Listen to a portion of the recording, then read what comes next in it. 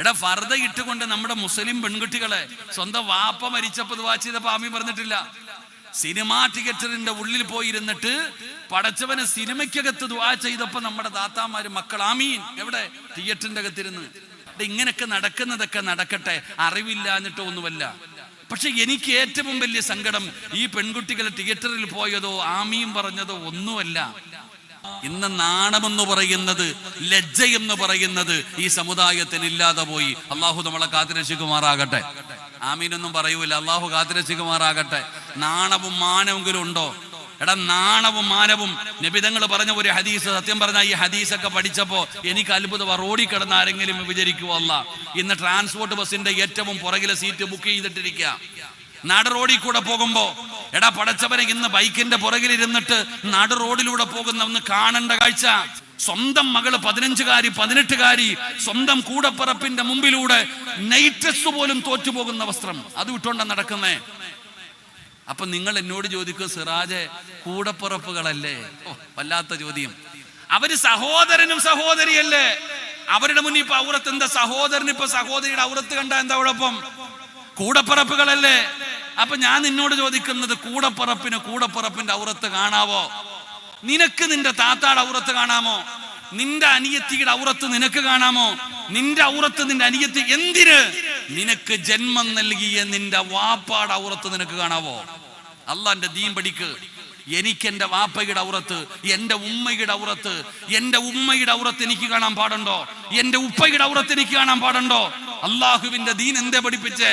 നിങ്ങളൊക്കെ വിചാരിച്ചോ ഈ മക്കളൊക്കെ വെറുതെ അങ്ങ് നന്നാകുമെന്ന്? അള്ളാഹുവിന്റെ ദീൻ എങ്ങനെ ഉണ്ടായതാണെന്നൊന്ന് ഒരു നിമിഷമെങ്കിലും ചിന്തിച്ചിട്ടുണ്ടോ? ഈ പരിശുദ്ധമായ ദീനിനെ നാണം കെടുത്തുന്നില്ലേ?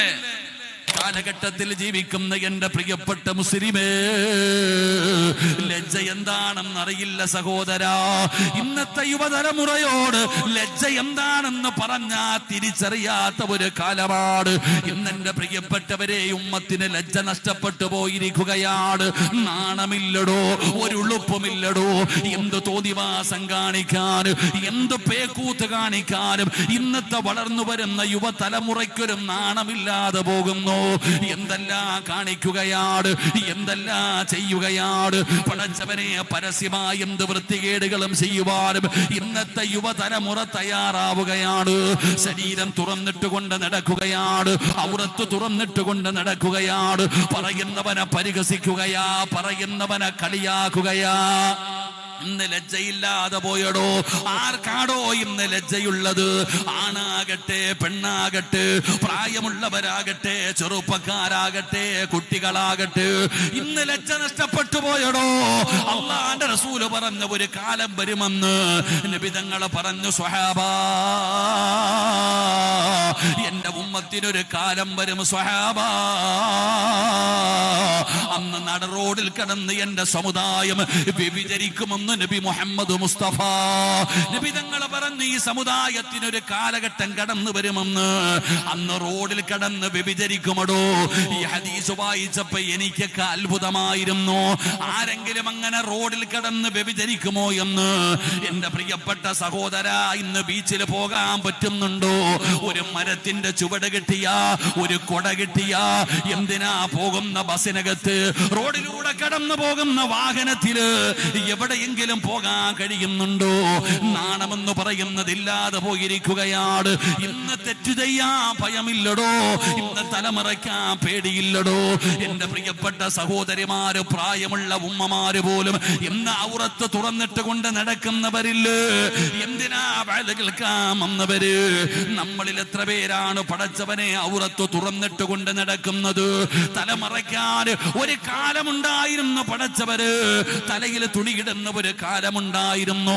അതൊക്കെ വലിയ പാപമായി കണ്ടിരുന്ന ഒരു കാലമുണ്ടായിരുന്നു. ഇന്നെല്ലാം മാറിയിരിക്കുകയാണ്. ഇന്നത്തെ എന്റെ പ്രിയപ്പെട്ട സഹോദരിമാര്, അവരുടെ തലയിൽ കിടക്കുന്ന തുണിയ് ഇന്ന് കഴുത്തിൽ ചുറ്റാനുള്ള ഒരു തുണിയായി മാറിയിരിക്കുകയാ.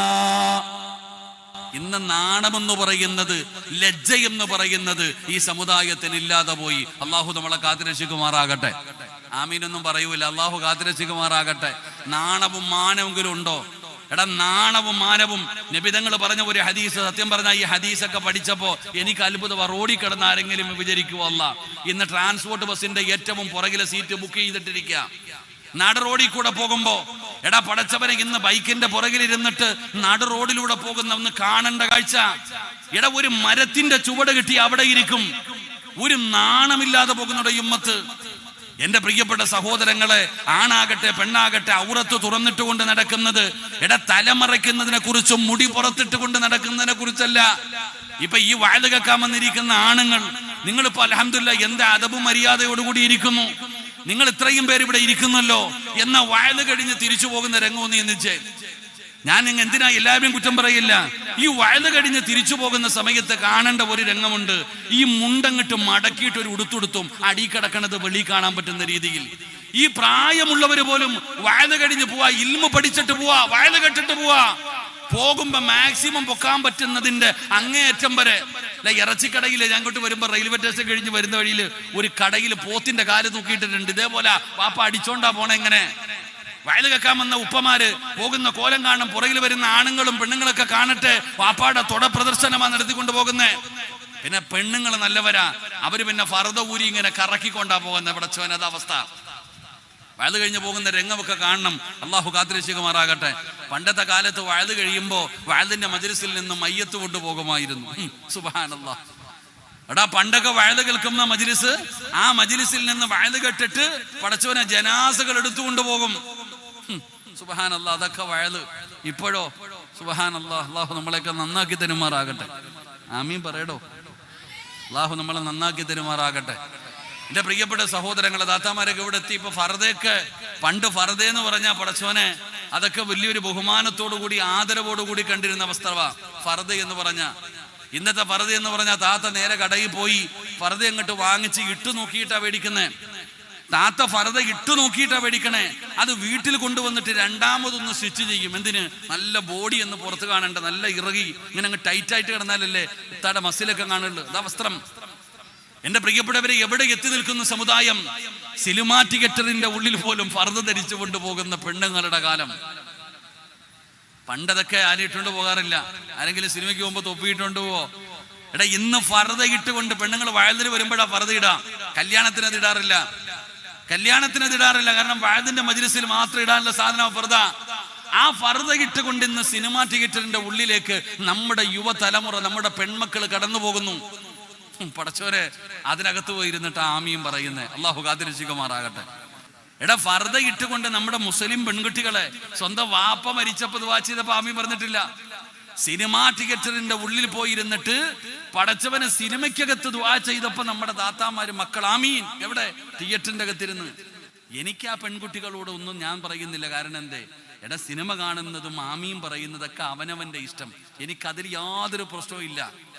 നമ്മൾ മനസ്സിലാക്കേണ്ട ഒരു കാര്യം, അത് അവരുടെ ഇഷ്ടം. ഇനി തൊപ്പി ഇട്ടുകൊണ്ട് പോണോ പൊക്കോ, കുഴപ്പമൊന്നുമില്ല. അത് അവനവന്റെ ഇഷ്ടം. നിങ്ങൾ ഇനി ഉസ്താദിന്റെ ജുബ്ബയും തൊപ്പിയും കമീസും ഇട്ട് തലപ്പായും കെട്ടിയെന്ന് പോയി എന്ന് പറഞ്ഞിട്ട് പരിശുദ്ധമായ ദീനി ഒന്നും സംഭവിക്കാൻ പോണില്ല. എനിക്ക് ഓർമ്മ വരുന്നത്, പണ്ട് ഞങ്ങളുടെ നാട്ടിലൊരു പെണ്ണ് ഒളിച്ചോടി പോയി. ഞങ്ങളുടെ നാട്ടിലൊരു പെണ്ണ് ഒരു അമുസ്ലിമായ പയ്യന്റെ കൂടെ ഒളിച്ചോടി. നിങ്ങൾക്ക് ബോറടിക്കണുണ്ടാ? ഞങ്ങളുടെ നാട്ടിലൊരു പെൺകുട്ടി ഒളിച്ചോടി പോയി. അപ്പൊ ഒരു അമുസ്ലിമിന്റെ കൂടെ പോയ അന്ന് മറ്റൊരു മതവിശ്വാസികളുടെ കൂടെ ഒളിച്ചോടാന്ന് പറഞ്ഞ എന്തോ വലിയ പാവ. അങ്ങനെ കാണാ, അത്രയ്ക്കും വലിയ പാവമായി കാണുന്ന ഒരു കാലം. അപ്പൊ ഇങ്ങനെ ഒരു പെൺകുട്ടി ഒളിച്ചോടി പോയി എന്ന് പറഞ്ഞിട്ട് ഇങ്ങനെ വാർത്ത വന്നപ്പോ ഇങ്ങനെ വാട്സപ്പിലൊക്കെ ഇങ്ങനെ വരുന്നുണ്ട്. അപ്പൊ ഒരു പയ്യൻ അതിന്റെ താഴെ ഇട്ട ഒരു കമന്റ്സ് എനിക്ക് ഓർമ്മ വരുന്നു. ഒരു പയ്യൻ ഇങ്ങനെ കമന്റ്സ് ഇട്ടിരിക്കുക, ഒരു മുസ്ലിം പെൺകുട്ടി ദീനിൽ നിന്ന് അകന്ന് വേറൊരാളുടെ കൂടെ പോയെന്ന് പറഞ്ഞപ്പോ അതിന്റെ താഴെ ഒരു കമന്റ്സ് ഇട്ടിരിക്കുന്നു, പോയതൊക്കെ പോകട്ടെ, അത്രയും സ്ഥലം സ്വർഗത്തിൽ ഒഴിഞ്ഞു കിട്ടിയില്ലയോ, നമുക്കൊക്കെ അവിടെ പോയിട്ട് അടിച്ചു പൊളിക്കാന്ന്, പോയതൊക്കെ പോട്ടെ എന്ന്. എടാ പോയതൊക്കെ പോട്ടെടാ, നമുക്കെന്താ? പോയതൊക്കെ പോകട്ടെ, നല്ലതൊന്നും പോകില്ലല്ലോ, നല്ലതൊന്നും പോകൂലല്ലോ. അള്ളാഹുവിന്റെ ദീൻ അനുസരിച്ച് ജീവിക്കുന്ന ഒന്നും പോകൂല. പോയതൊക്കെ പോകട്ടെ, അത്രയും സ്ഥലം ഒഴിഞ്ഞു കിട്ടിയില്ലേ സ്വർഗത്തി, നമുക്ക് അവിടെ പോയി ആസ്വദിക്കാമെന്ന്. അള്ളാഹു നമുക്ക് ഈ മന്ദിരമാറാകട്ടെ. ഇങ്ങനെയൊക്കെ നടക്കുന്നതൊക്കെ നടക്കട്ടെ, അറിവില്ലാഞ്ഞിട്ടോ ഒന്നുമല്ല. പക്ഷെ എനിക്ക് ഏറ്റവും വലിയ സങ്കടം ഈ പെൺകുട്ടികൾ തിയേറ്ററിൽ പോയതോ ആമീൻ പറഞ്ഞതോ ഒന്നുമല്ല. ഇത് വീഡിയോ പിടിച്ചവനെയാ ഞാൻ ചിന്തിക്കുന്നത്. ഈ വീഡിയോ പിടിച്ച ഒരു മനുഷ്യനെ കുറിച്ചാണ് ഞാൻ ചിന്തിക്കുന്നത്. ഇത് ഷെയർ ചെയ്തവനെ കുറിച്ചാണ് ഞാൻ ചിന്തിക്കുന്നത്. അള്ളാഹുവിന്റെ ദീൻ എങ്ങനെ ഉണ്ടായതാണെന്നൊന്നും ഒരു നിമിഷമെങ്കിലും ചിന്തിച്ചിട്ടുണ്ടോ? ഈ പരിശുദ്ധമായ ദീനിനെ നാണം കെടുത്തുന്നില്ലേ? എത്ര പേര് ത്യാഗം സഹിച്ച്, എത്ര പേരുടെ ജീവിതം കളഞ്ഞിട്ടാ ഈ ദീൻ പടുത്തുയർത്തിയത്. അള്ളാഹുവിന്റെ പരിശുദ്ധമായ ദീൻ.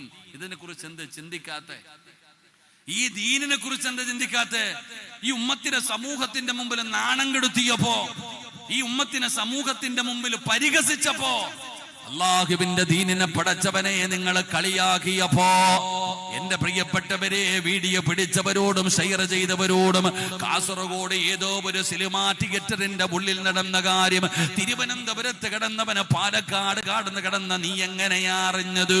നമ്മളല്ലേ ഷെയർ ചെയ്തത്, നമ്മളല്ലേ ദീനിനെ നാണം കെടുത്തിയത്. അതിനെ പുച്ഛിച്ച് തള്ളിയിരുന്നെങ്കിൽ അത് നിസ്സാരമായി തള്ളിക്കളയേണ്ട കാര്യമല്ലേ. അവരും അല്ലാഹും തമ്മിൽ തീർക്കട്ടെ.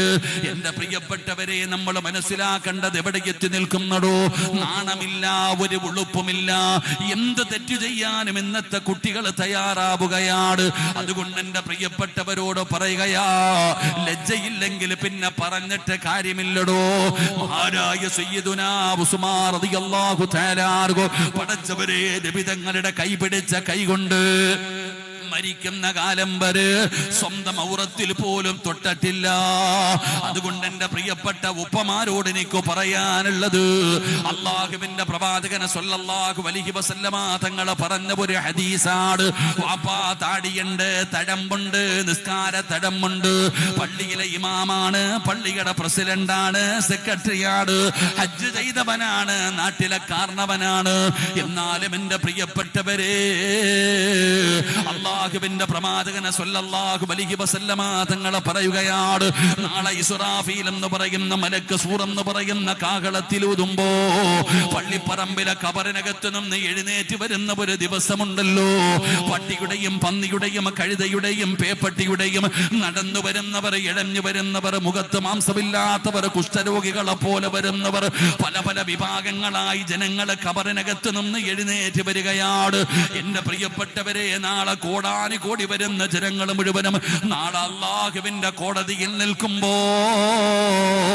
ഈ സദസ്സിലിരിക്കുന്ന ഒരു വാപ്പ വരികയാ, ഈ സദസ്സിലിരിക്കുന്ന ഒരു ഉപ്പ വരികയാ. അല്ലാഹുവേ, പുഴുത്തു നാറിയവനെ പോലെ ദുർഗന്ധമടിക്കുന്ന കോലത്തില് പുഴുത്തു നാറിയവനെ പോലെ നാണം കെട്ടുകൊണ്ട് അല്ലാഹുവിന്റെ കോടതിയിലേക്ക് ജനങ്ങൾ കടന്നു വരികയാ. നബി തങ്ങൾ പറഞ്ഞു, സ്വഹാബാ,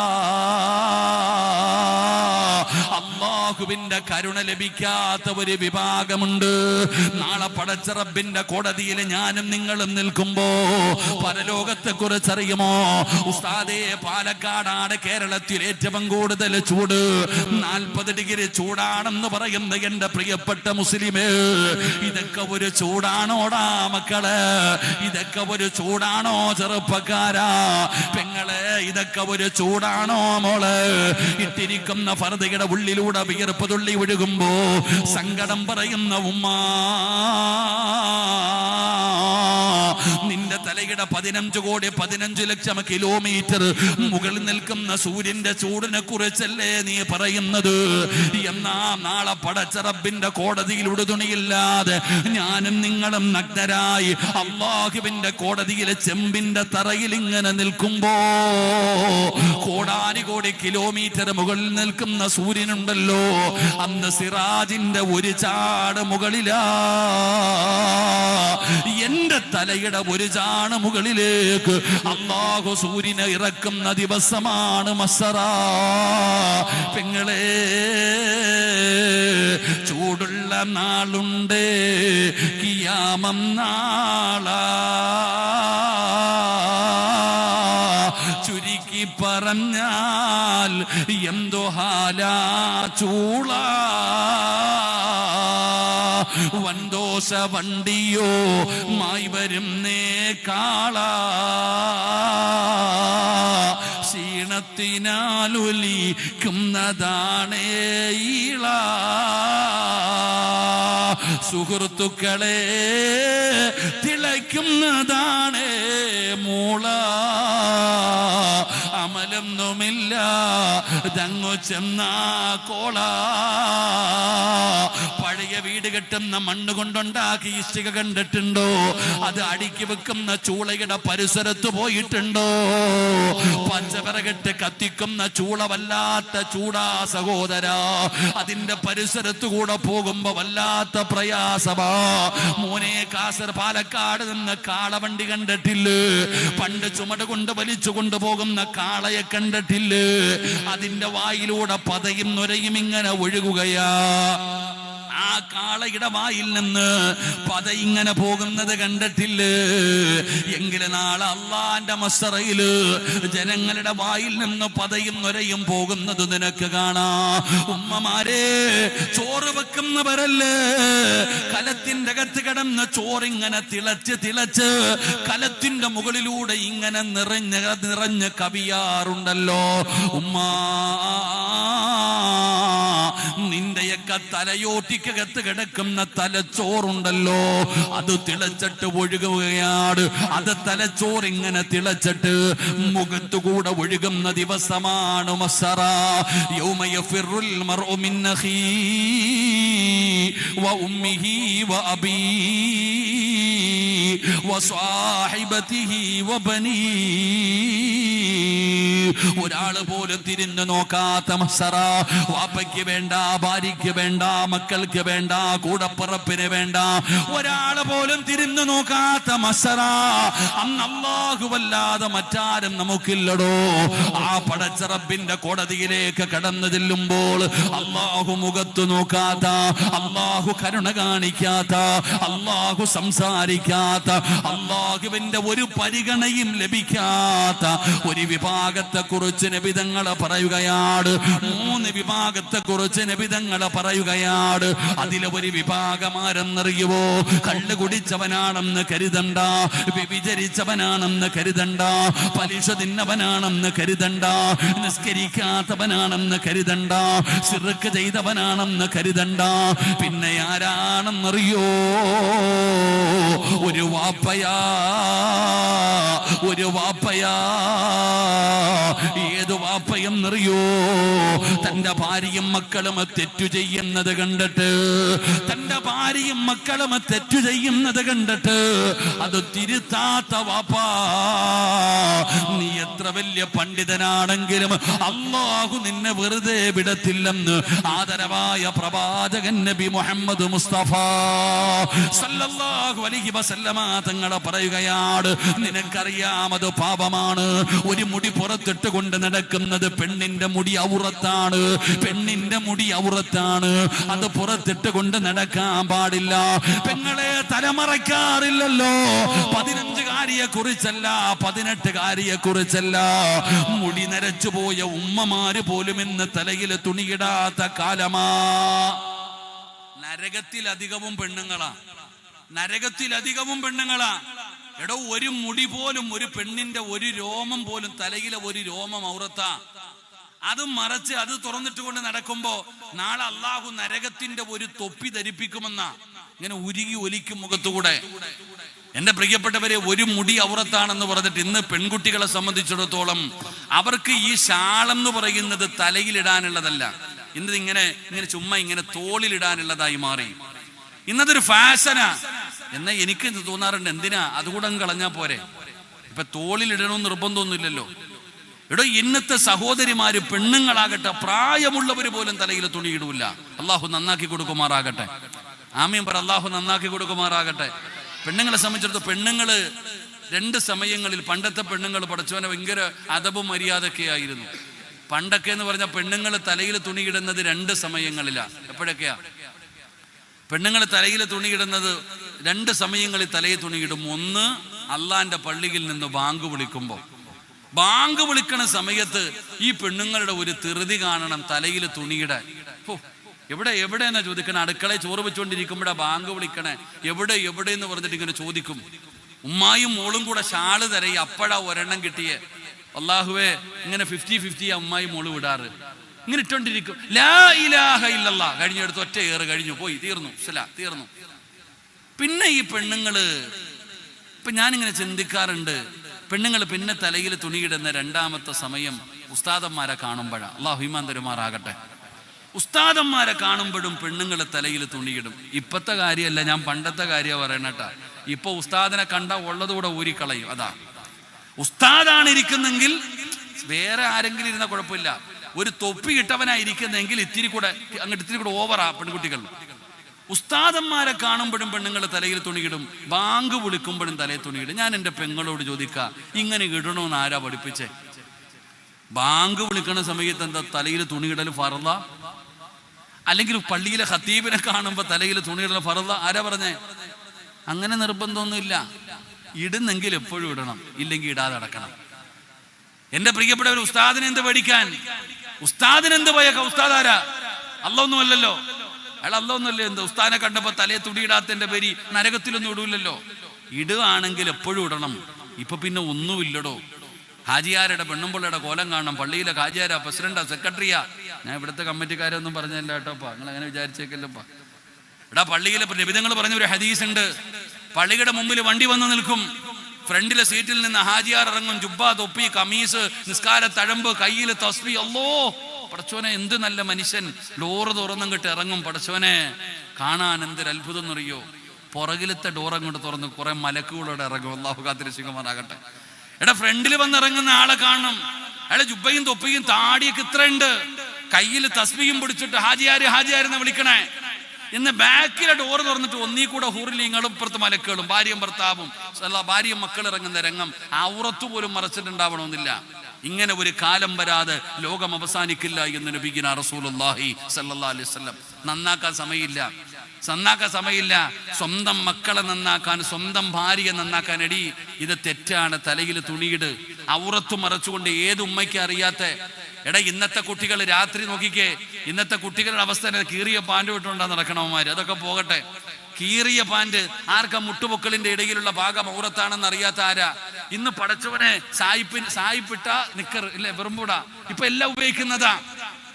ഇന്ന് ഇത്രയിടത്തുള്ള പടച്ചവനെ. പണ്ടൊക്കെ അള്ളാഹു വീടിനകത്ത് പോലും ധരിക്കാത്ത വസ്ത്രം ഇന്ന് റോഡിലൂടെ നടക്കുമ്പോഴും ചെറുപ്പക്കാരൻ മുട്ടിന്റെ മുകളിൽ നിൽക്കുന്ന നിക്കർ ഇട്ടുകൊണ്ട് നടക്കുന്നു. ഫാഷൻ. പെൺകുട്ടികൾക്ക് ഇപ്പൊ വസ്ത്രം കുറഞ്ഞുകൊണ്ടിരിക്കുക. പടച്ചവൻ അള്ളാഹു നമ്മളെ കാത്തിരക്ഷിക്കുമാറാകട്ടെ. അവരുടെ വസ്ത്രത്തിന്റെ നീളം കുറഞ്ഞുകൊണ്ടിരിക്കുന്നു. എത്രത്തോളം പടച്ചവനെ മാക്സിമം തുറന്നിടാൻ പറ്റും തുറന്നിടാ. ഇതുമാകട്ടെ നമ്മുടെ പെൺമക്കൾ. ഉമ്മ, നീ നോക്കാറില്ലേ? ഉമ്മ, നിന്റെ മക്കളുടെ വസ്ത്രം നീയല്ലേ വാങ്ങിച്ചു കൊടുക്കുന്നേ?